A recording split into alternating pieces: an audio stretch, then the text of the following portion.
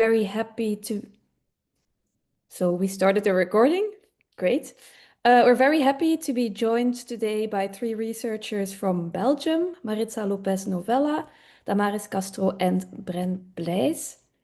Maritza is a senior researcher at the Federal Planning Bureau in Belgium. She is specialized in labor market dynamics and employment policies. Damaris is a researcher at the Department of Economics at Ghent University. Her research focuses on ecological and labor economics, with a particular interest in sufficiency and working time reduction. And Brent Bleys is an associate professor at the Department of Economics at Ghent University also, and also an ecological economist. His research interests include beyond GDP metrics, pro-environmental behavior, and post-growth policies. Together, they have led and researched the 6-month working time reduction trial in Belgium, which took place last year. And in their presentation today, they will present key findings of the qualitative interviews they had with companies and organizations, highlighting the main drivers and barriers to working time reduction adoption in Belgium. Voilà, before we start, some more practical info. The webinar will take about 1 hour with some 40 minutes of presentations first and then 20 minutes for questions and answers at the end. Feel free to post your question during the presentation in the chat so we can come back to it later on. Voilà, then I guess, Brent, the floor is yours.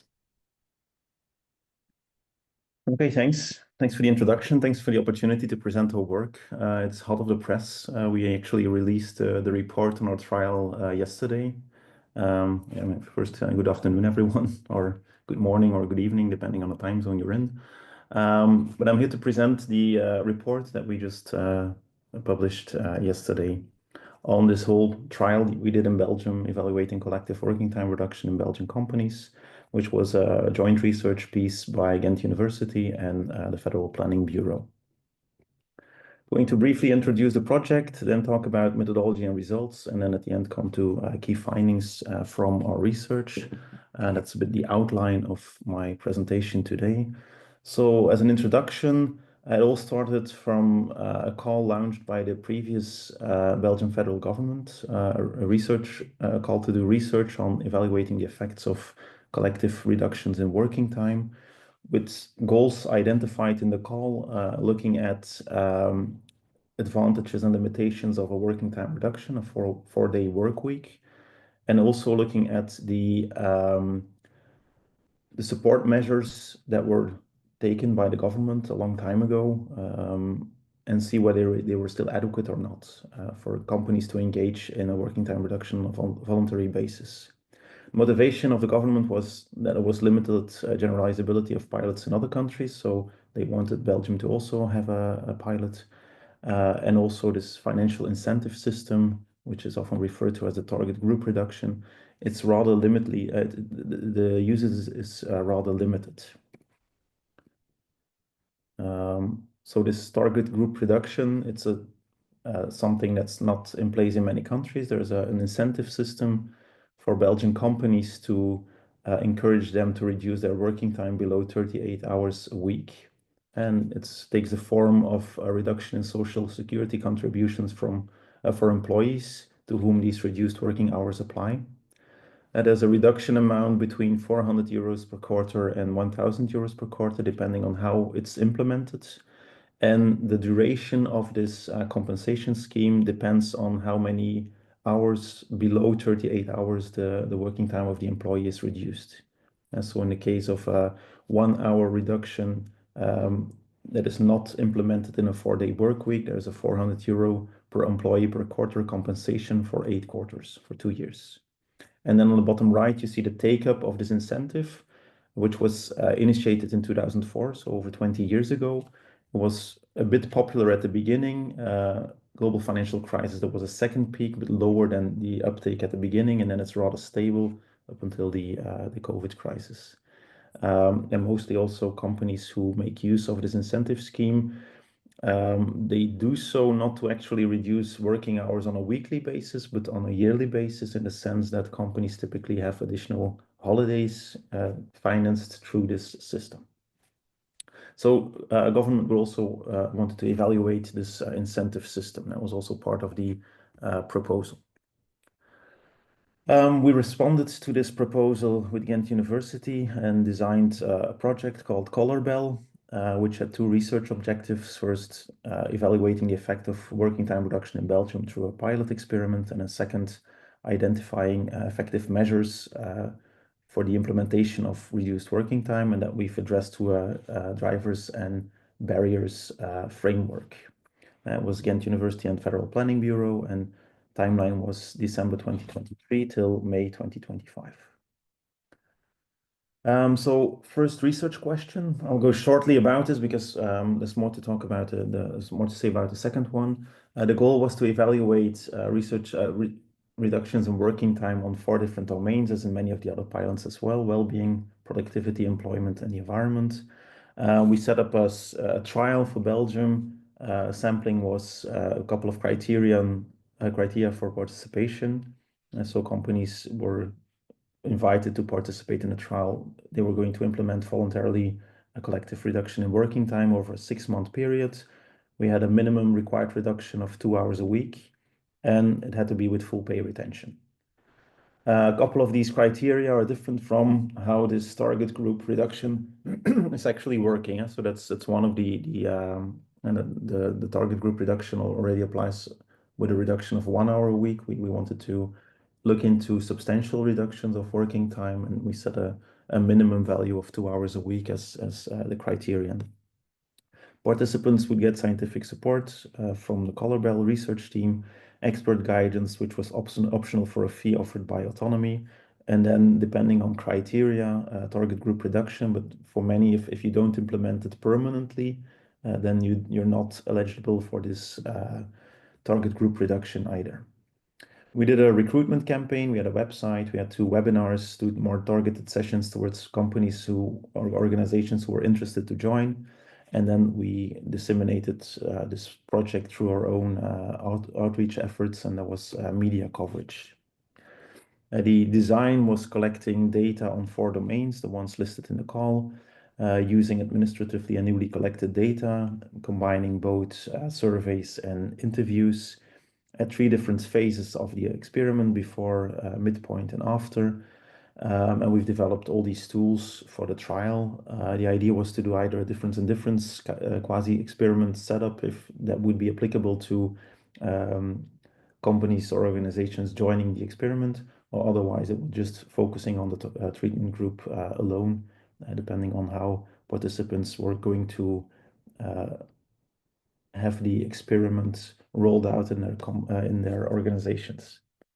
So a rather typical setup, I'd say. There's a pre-experiment phase in which companies and organizations prepare. There's a 6-month experiment period, and there's a post-experiment period. And here you see data they were going to collect from employees, employers, and also the administrative records from the database, which we would also draw on in order not to overburden the companies and organizations that were participating. In terms of timing, the idea was to have the experiment from either May to October or June to November 2024. And as recruitment phase, beginning of last year, then a preparation phase, and then phase for analysis at the end of the project. In terms of recruitment results, I'll come to that in a minute, but this is the kind of outreach that we did. We had 2 webinars in pink with testimonials from companies who reduced their working time in the past, highlighting benefits and also ways that they found to be workable for their company or organization. There was also a lot of media attention. That's the one in orange. And then towards the end of the period, there was also more specific sessions for companies. And the webinars were open to everyone: journalists, people from trade unions, and so on. The more specialized sessions towards the end were only for companies who were interested in participating. There was a kickoff session and a legal info session. Then in terms of participating companies, the interest in the trial waned out a bit. There was 18 companies showing interest during the recruitment phase, And in the end, towards the top right of the scheme, there is one company, one organization that actually participated in the full Color trial. So we had this whole setup to end with one fully participating company. And as I'll explain in a couple of slides, there was also three companies who implemented working time reduction following the trial info, but they did not have the scientific support along with their experiment. And then also afterwards, there were still 7 companies interested in doing a working time reduction. So in total, we have 25 companies expressing some interest in reducing working time in such an experiment. These 25 companies, they all come from different sectors. They have different sizes. So it's as in other countries, quite diverse group of companies. But as mentioned before, there's on the left of the slides, only one company actually doing the full trial, and then 3 others doing an in-house trial without us providing scientific support and measuring the impacts. Of these 25 interested organizations, 60% were from the private sector, 36 from the nonprofit sector, and 1 company was from health funds and insurers. And in terms of geographical spread, it was quite evenly spread across the 3 regions in Belgium, Flanders, Wallonia, and Brussels. Given that we only had 1 participating organization, we did not, in the final report, include the results of their trial. We have written a report and sent it to the participating organization. So we did a full analysis and provided them with the results. But yeah, we decided against having just a 1 organization kind of analysis on research objective 1 in the report, for reasons of privacy, but also of limited representability, of course. But all this 1 company and the 3 others who did a working time reduction trial outside of the project, we all have them included in the interviews that we did for research objective 2. So we do have some knowledge about how they implemented, how they evaluated, and so on. So that's research objective 1. A big effort from the team, also Damaris and Maritza can testify, to come up with a single participating organization in the full trial. And also, as we've seen through the whole awareness raising, that other companies showed interest and carried out their own in-house working time reduction trial, but that's something we cannot report on quantitatively.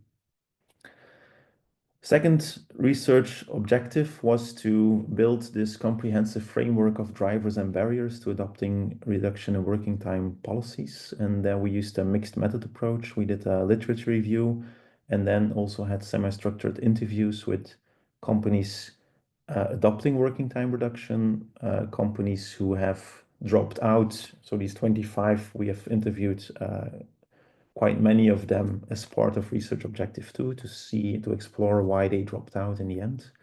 And then also we've also reached out to companies who were not at all involved in the trial, just to have their opinions on working time reduction in general without them knowing about the trial. So there were literature review and semi-structured interviews. The literature review, the goal was to have a comprehensive review of literature on drivers and barriers to adopting working time reduction, focusing on peer-reviewed journal articles and grey literature dating from the period 2000-2024, in which there was explicit attention to drivers and/or barriers to adoption.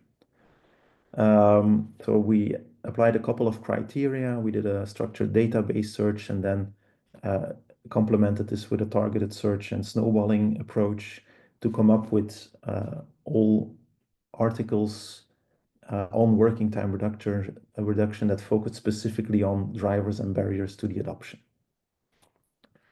In total, we identified 18 different papers, and they're all fully listed in the report, and everything is much more elaborate in the report, but I'm not going to show each of the 18 papers that we've identified here.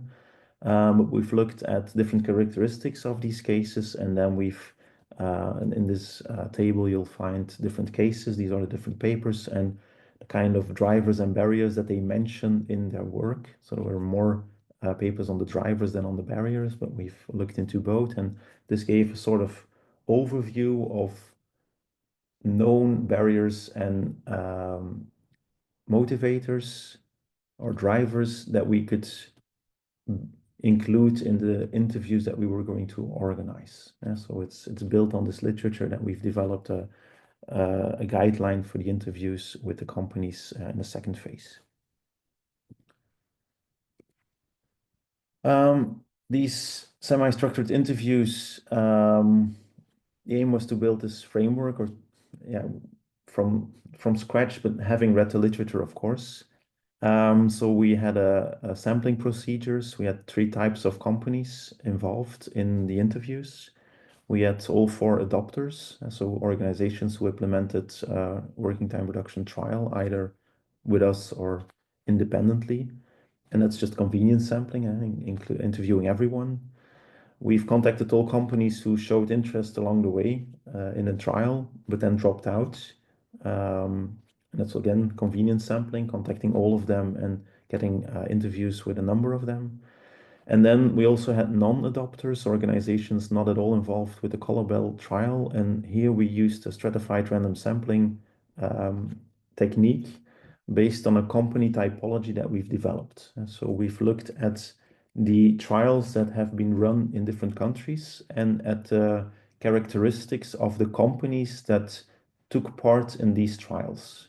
As an idea to try and have an idea about what are now typical companies taking part in trials in other countries, so that from the sample of all Belgian companies that the Federal Planning Bureau has, we could select or we could target to have interviews with companies that are similar to the companies that took part in working time reduction trials in different countries. So to construct this typology, we collected data from adopters of working time reduction, having 2 data sets. One is from the 4dayweek.io, and there's also data from a couple of the trials. And we had criteria for each of these countries, namely sector and size.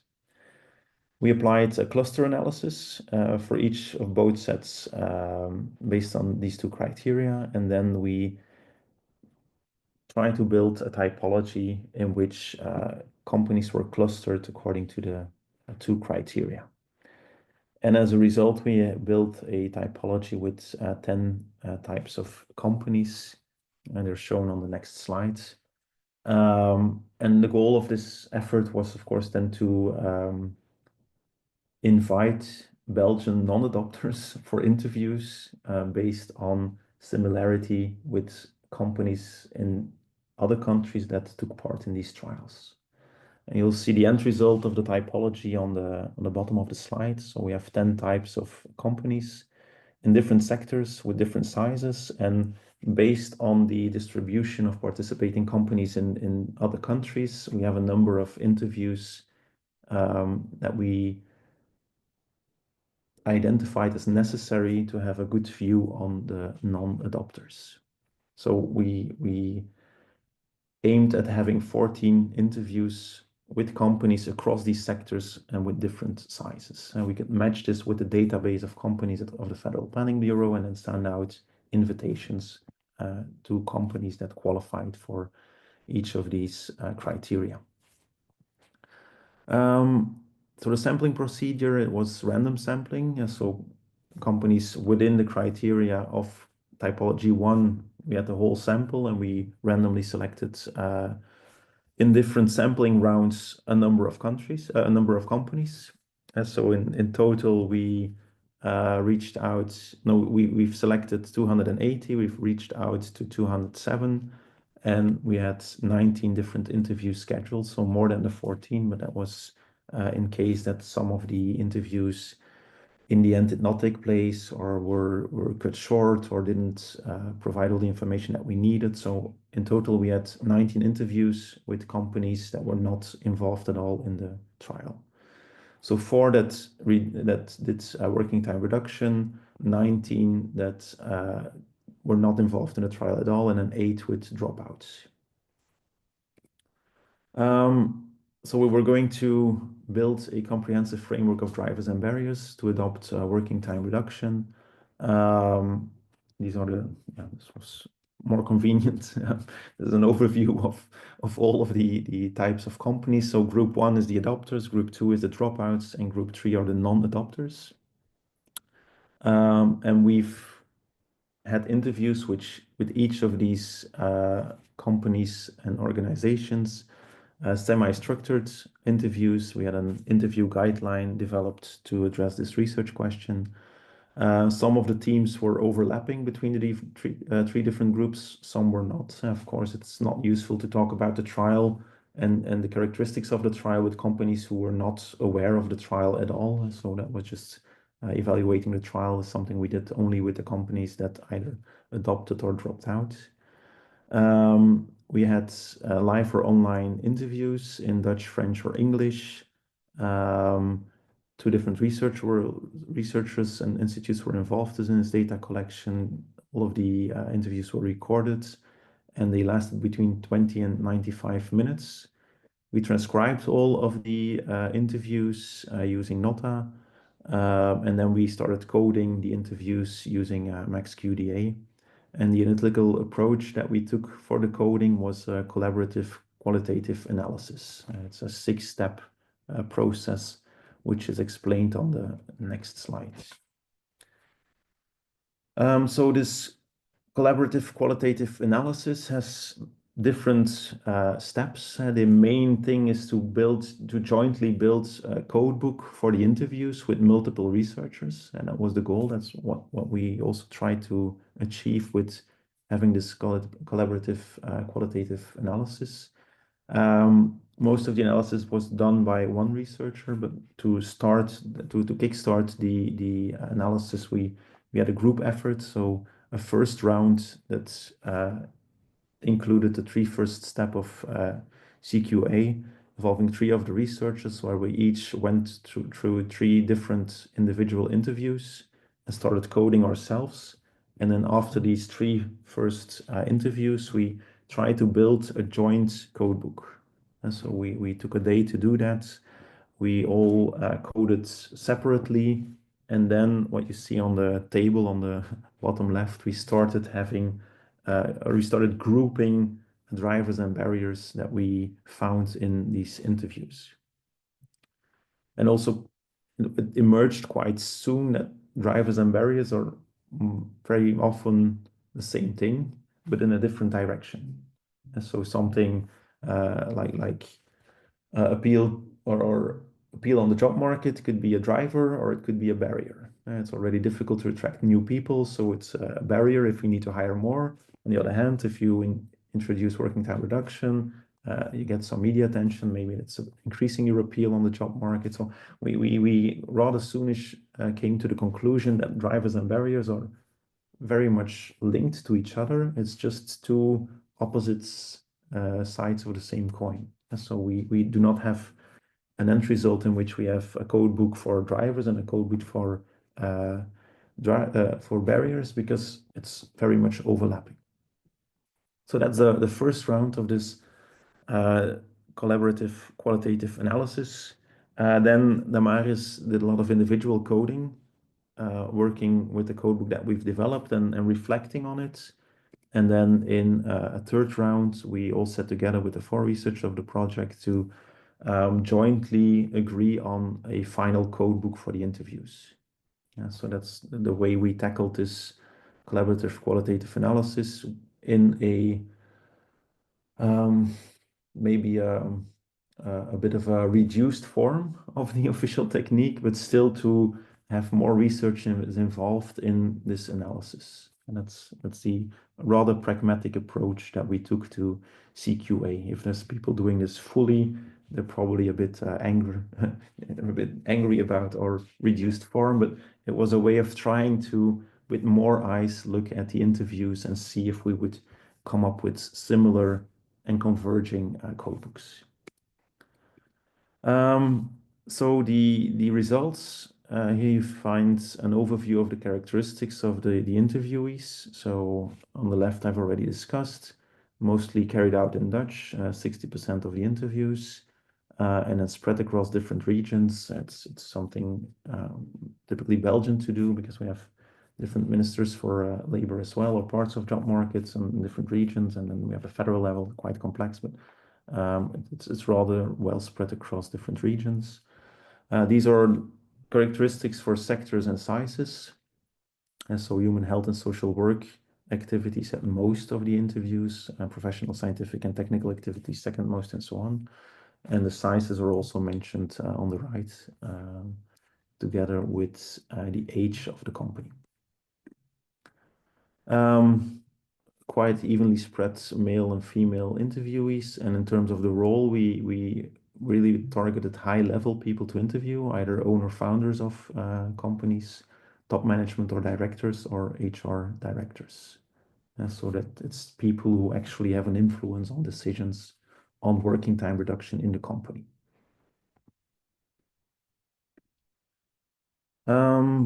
This is an overview of the code books. In the final code book, which was finalized end of April, there were 1,380 pieces coded across the 31 interviews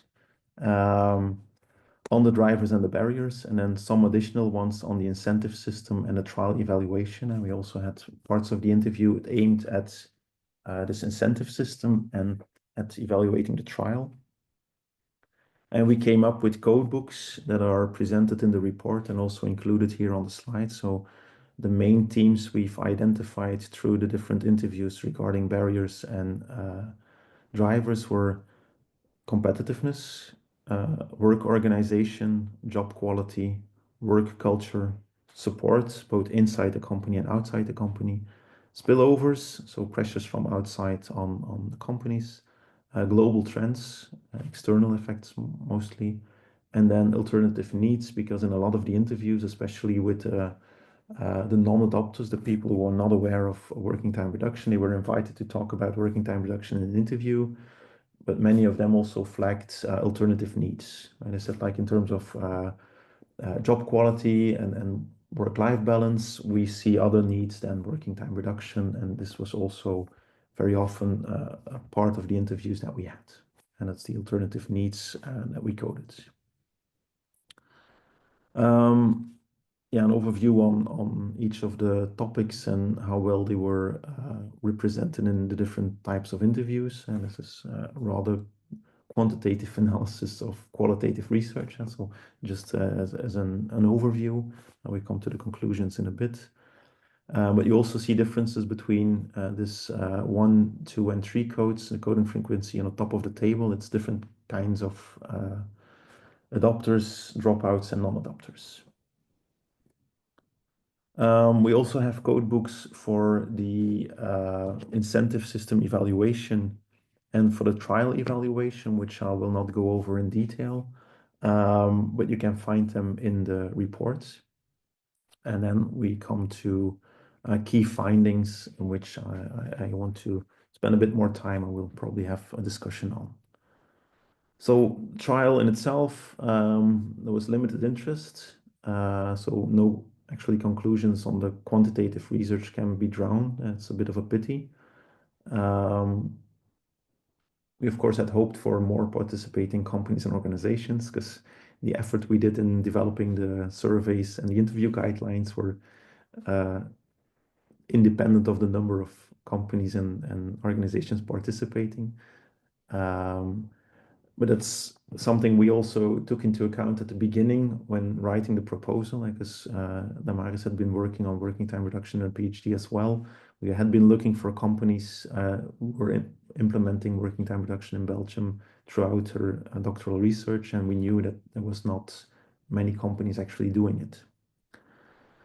So this is flagging that there's some barriers, substantial barriers existing to adopting working time reduction amongst Belgian employers, and hence the second research objective became very valid or interesting to explore. What we found throughout the interviews was that there's a complex and layered set of factors, drivers and various combined factors, shaping organizational engagement with collective reductions in working time. And we've had these 8 core thematic areas that were identified. We've built as clusters in the coding. And as mentioned before, some of these areas or codes represent sometimes drivers and sometimes barriers, depending on the characteristics of the organization or circumstances. The same code appeals to both barriers and drivers. So we've pretty soon in the process decided not to distinguish between each. There was a couple of examples mentioned in the report.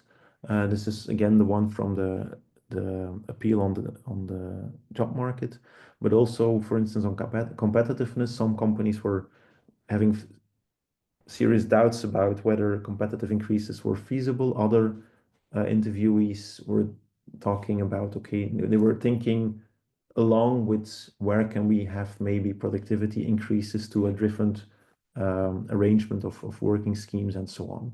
So for some of the companies, it was a big hurdle. For others, it was less of an issue. There were other things maybe that withheld them from going through with being involved in the trial.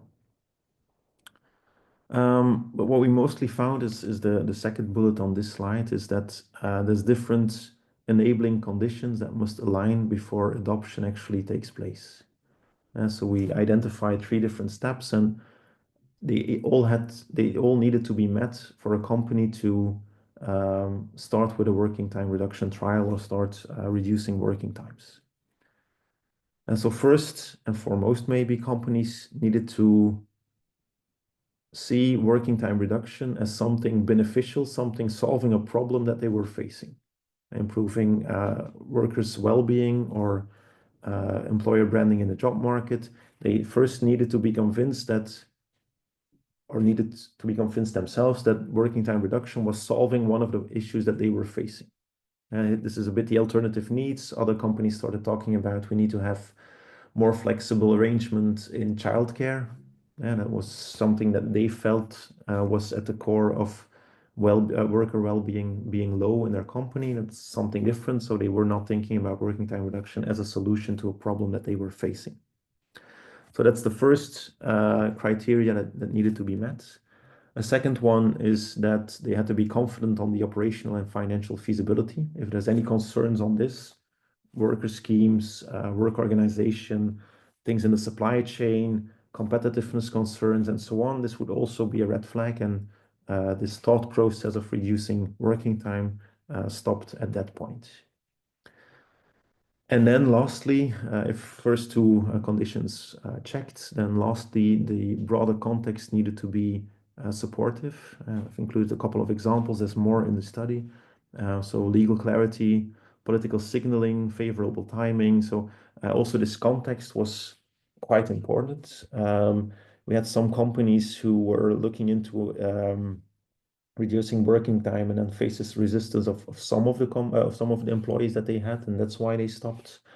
Others were worried about external factors. There's this political signaling during the trial. Also, one of the bigger political parties in Belgium picked up working time reduction as a important part of their election campaign for the upcoming elections in June 2024. And so all of a sudden, the debate became more political. And that was for some of the companies an additional factor that they needed to take into consideration. Other is the timing. We also launched this trial in a period of high inflation. And so many of the companies had already high uncertainty on the cost end of things, of their production, because of inflation. I think the same would apply today with the uncertainties coming from the trade wars going on. I think that's also making business decisions quite difficult, and hence in these uncertain circumstances, experimenting with working time reduction for some of the companies that we interviewed was not it was not the best timing for them to engage with working time reduction. So this is a set of enabling conditions that all need to be checked before a company would proceed with reducing working time. And it's a cumulative end logic, as you see on the bottom of the slide. But when one of these elements is missing, implementation is either not considered, postponed, or abandoned. And so it's really a checklist, and one red flag typically stops the process of considering working time reduction. And that's something that came out most of the interviews that we did in Belgium. Then looking at opportunities for policymakers, there's a couple of things we've highlighted in the reports. Raise awareness was one, both on collective working time reduction potential examples, as we did with the webinars and the testimonials, but also on the existing incentives. Not many companies were aware of this financial incentive. We also think continued financial and practical support is important for companies. The legal session, for instance, that we had was very, was very well appreciated by companies that still had questions on that end, and they were not really always able to find experts who could give them a definite answer on what they were planning. Relates also to the third opportunity for policy, this legal ambiguities. We also have a wage norm in Belgium, and there's a perceived conflict between working time reduction and disincentive and wage norm, which was unclear to many companies. Clear and accessible information, and that's also something that we've contributed to through the trial and the website that we built and the webinars that we organized, and revising the financial incentive system, because as of today, it's not applicable to trials, and hence companies cannot benefit from this financial incentive when experimenting with working time reduction. It's something that can be looked into. Maybe also look at other characteristics of this incentive system. And then other considerations a bit in line with what I've just said is, so in order to more widely spread working time reduction, companies need to be on board, of course, and they need to think of working time reduction as something solving an issue that they face. And also there's no silver bullet policy, in the sense like it's not one policy measure. We've seen a big checklist of things that needed to be favorable for companies. So there's not one single policy that will fix everything. And then maybe also a broad reflection on work-life policies in Belgium is warranted, but that's a very general consideration. I think that was everything from the presentation point of view. It's 1:42, it's quite well in time, so happy to take any questions, and Maritza and Damaris, feel free to step in and answer them. Thanks. Great. Thank you, Brent. So yes, if there are any questions for Brent, Maritza, or Damaris, feel free. There was a question in the chat I already saw. I think Damaris has tried to answer it, but maybe we can go into it. Yes. Well, yeah. Well, my question was basically, I saw that there were Social Security contributions that were reduced. And I imagine, obviously, this makes it easier for the company to adhere. To what extent is this a condition? And I was wondering whether this is also the case in other countries or other case studies.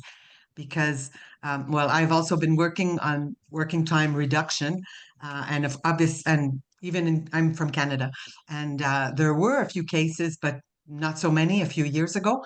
And of course, the first issue that always comes up is the cost. So I was just wondering whether this had been determinant in the Belgium case, and if other people have experience on this. Thanks. Maris, do you want to answer, or? Well, yeah, I already formulated some answer, I think, in the chat, but I'm not sure that entirely responds to your question. How I see it is that the system we have in Belgium is quite particular in Belgium. But it does resemble one particular subsidy that has taken place in Spain a couple of years ago. And I see that Joan Sanchez is also joining here. He knows more about that one. But I know that in that trial in Spain, they also received some subsidies quite large in the first year and then a little bit reduced in the second. And in the third, still a little bit, but almost nothing anymore. And then it went away. So it's quite similar as to what happens in Belgium.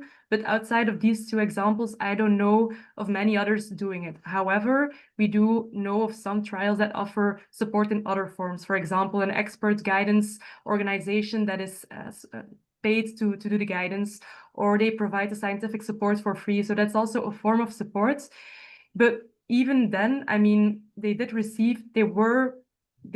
could be eligible to receive the subsidy in Belgium, but we often heard during the interviews that it's quite small and that organizations really don't consider doing it just to receive that subsidy. It's way too small to be a real convincer, they said. So even though it's like a nice gesture, it's never enough to really convince them. Companies have to rely on, well, because I remember the French case that I studied a few years ago when they went from 40 to 35 hours. Most of the companies said, well, there had to be, and there was actually an increase in productivity in many cases because they had done this to reduce unemployment. And in the end, they found that they didn't reduce unemployment so much, but there was a gain in productivity, which is, so I guess for most of the companies, yeah, they have to reorganize work, and that's That's okay. like the indirect assumption of the subsidy. The fact that you only receive it for 2, 3, or a max of 4 years implies like, hey, we expect you to by this time like organize on yourself and be capable of arranging it financially, be it through increased productivity, be it through accepting a reduction in your financial position. Like they leave it up to the company to arrange for themselves. It's not really put in stone how they have to do it, but you receive some subsidy, and after a couple of quarters, it's over. So yeah. Okay, great, thanks. Yeah, and in terms of the company's reaction to the amount of reductions, it was often mentioned that it was a nice to have, but it was not enough to fully cover costs of the whole operation. Although one of the interviewees mentioned that for them it was an interesting compensation in the end, but it's not an incentive that really fully reduces competitiveness concerns. Okay. And Yeah. also the conditions, especially in the trial, you're not eligible in the trial to benefit from this reduction in social security payments. So yeah. Just to make it concrete, I'll just add that out of the 4 companies who actually implemented the reduction, only 2 of them used the benefit, or one of them because they were just trying it for a limited time, so they couldn't actually apply to the reduction.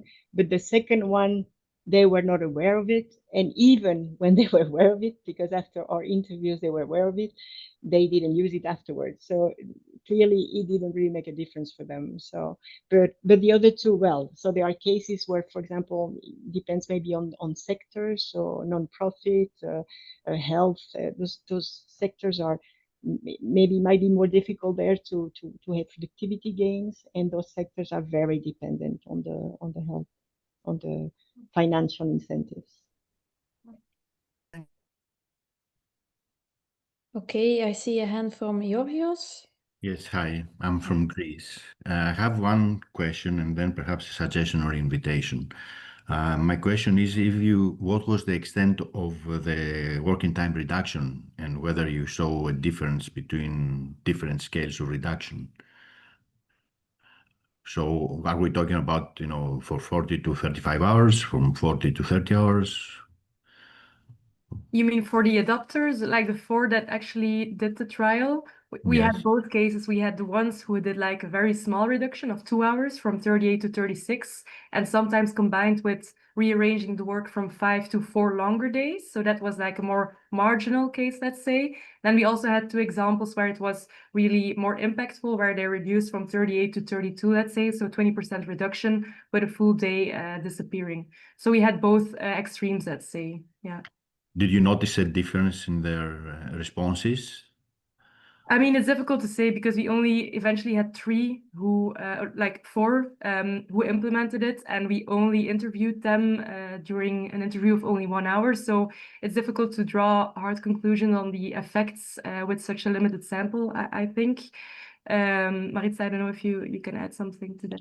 No, I would just add for the ones where we do have data, and they are the ones who reduced to 32 hours.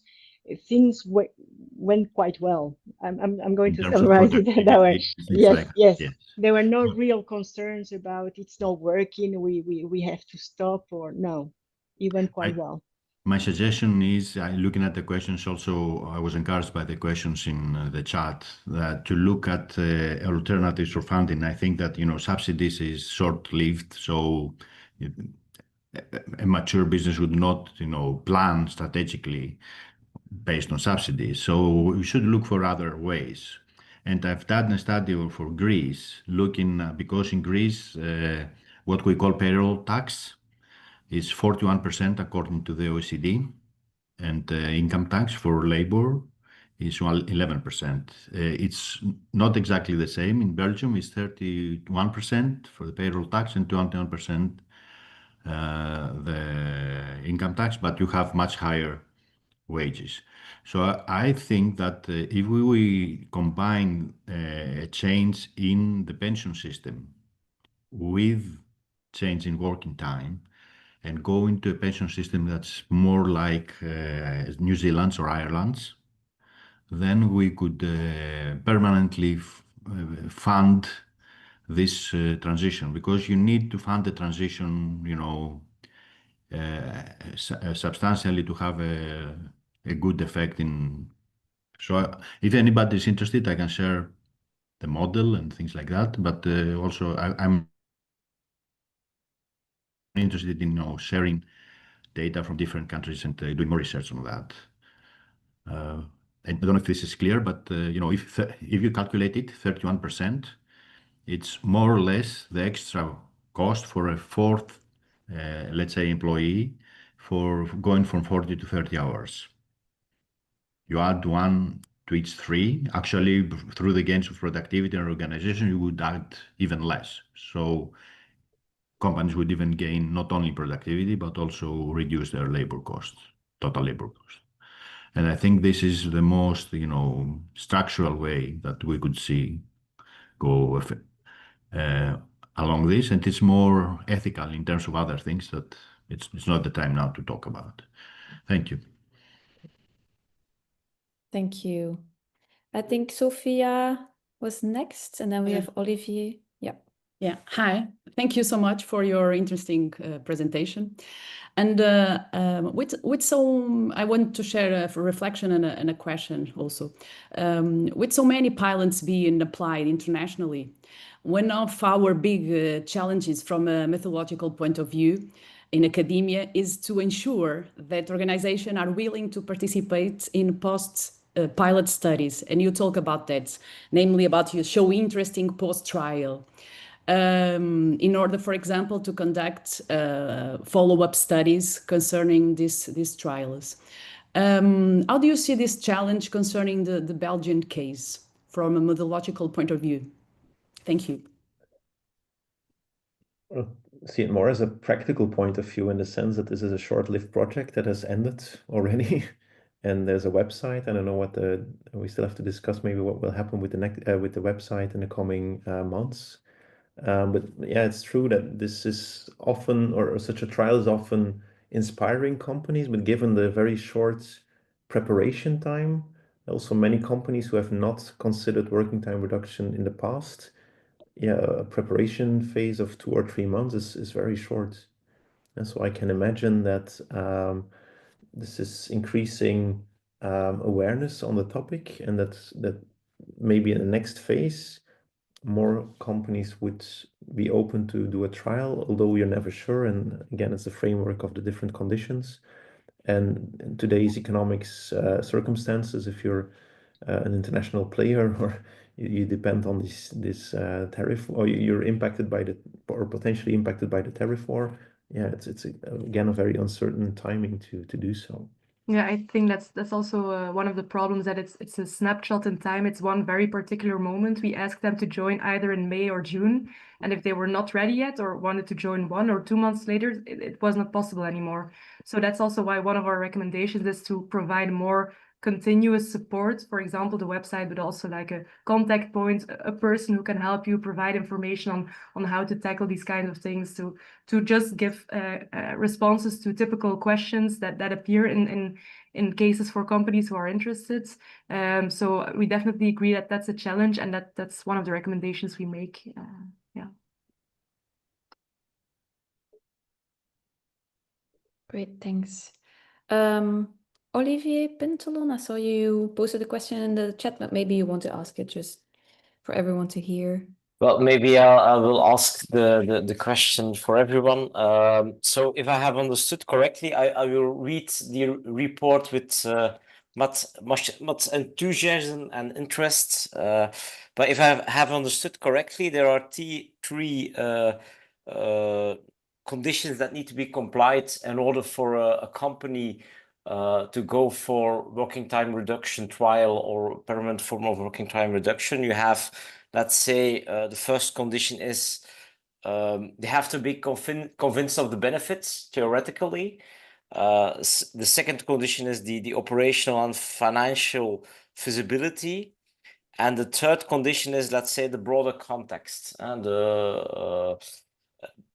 in my experience, how would I phrase it? There is a lot of enthusiasm for the idea as a theoretical concept, even within trade unions. When you have a more like a theoretical debate on the benefits of 4-day working week or working time reductions, a lot of people are intuitively convinced. But the second and the third, the feasibility and the context is very it's perceived as a big barrier, I think. When you look at the 25 companies which participated in the semi-structured interviews, do you confirm this finding? And is the second or the third factor the most dominant factor? Let's say the third one is typical a factor that policy can change or interfere with. The policy, public policy can develop a certain context which makes it more feasible. The second one is more or less company specific, I think. But is this correct, or how do you elaborate on this? Yeah, maybe just to come back to your listing of the three conditions, it's not, we don't necessarily see it as these three are the three real conditions. It was more a way of summarizing our findings more condensed. But what we actually mean with listing these conditions is there's a lot of things or checkboxes that need to be checked for an organization to really make the step or the move towards actually considering and implementing such a working time reduction. On the other hand, I definitely agree with what you're suggesting, like the fact that we had 25 organizations showing sincere interest, having contact with us through mail, through phone, but eventually not moving to it makes that they have real interest, but they don't move because of other barriers. And these barriers are typically related to operations or often financial feasibility, where they often start from the assumption we need to maintain productivity. That's like the starting point for them. This has to be maintained. So how will we do it? We don't see how this will be possible. Combined with that, I mean, there are operational and financial challenges that may be to a certain extent covered by policy. I agree with that. But at the same time, we had the impression, particularly during the interviews with non-adopters, that often the point of view or the ideas and the norms that employers or high-level people in companies have about working time reduction also can have a very strong influence on how they think about it and are willing to consider such policies. So if they are already very opposing to it for whatever reasons, it will be very hard to make them move in that direction. So I don't know, Brent, Maritza, if you want to add to that. I think First, this framework that we've developed, the tree, it's a combination of financial and organizational feasibility. It contains a lot of factors. That's not just one. Second, I think for many of the companies that we interviewed, it was not one particular thing that pushed them out, but there were many of these boxes that did not check. So it's difficult to disentangle maybe. And lastly, it's very difficult to talk about what is now the most pressing issue because it was qualitative research.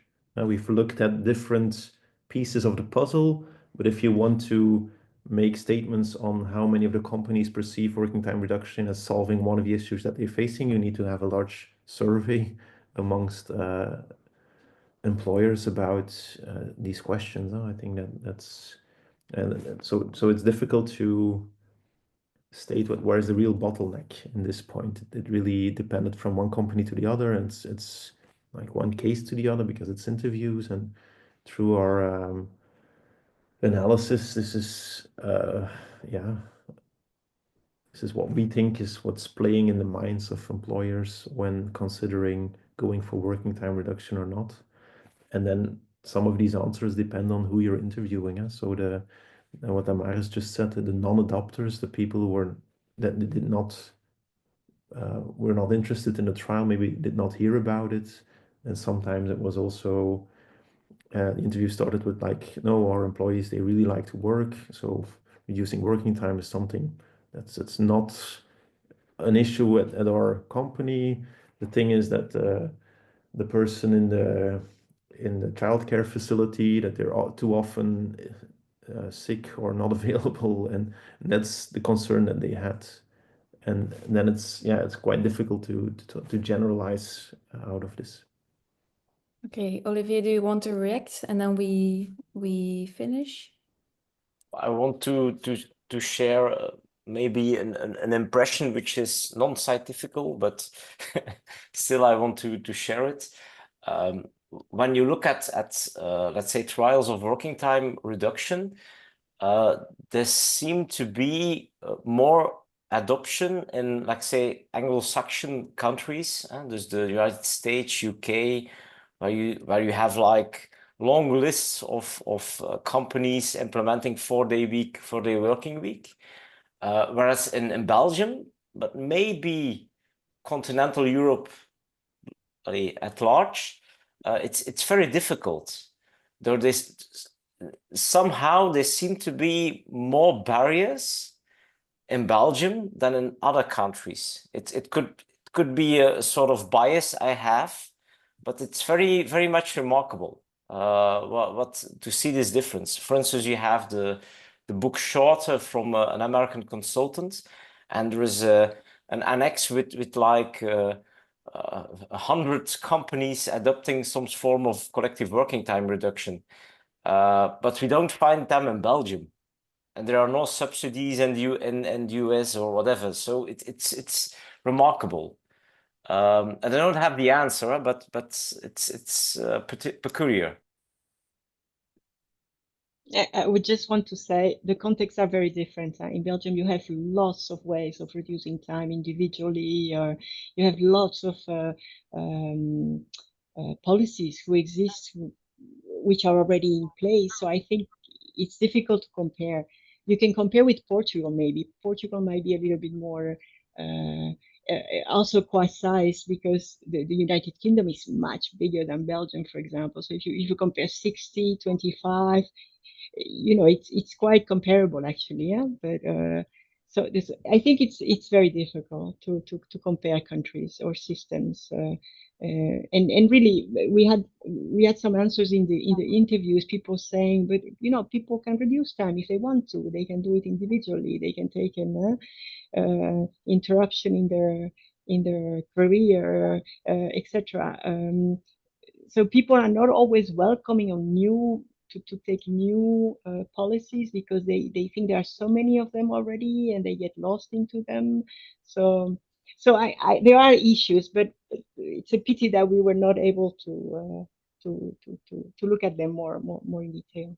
And in general, I'd like to add that we had the impression during the interviews that in general, employers seem to experience a lot of other issues, priorities that are way more important to them than working time reduction, precisely because there's so many existing individual systems, as Maritza just explained. So they are way more thinking about how will we attract the right employees, how will we do financially, we're rolling out an IT project. So they just have other things on their mind and other priorities next to working time reduction.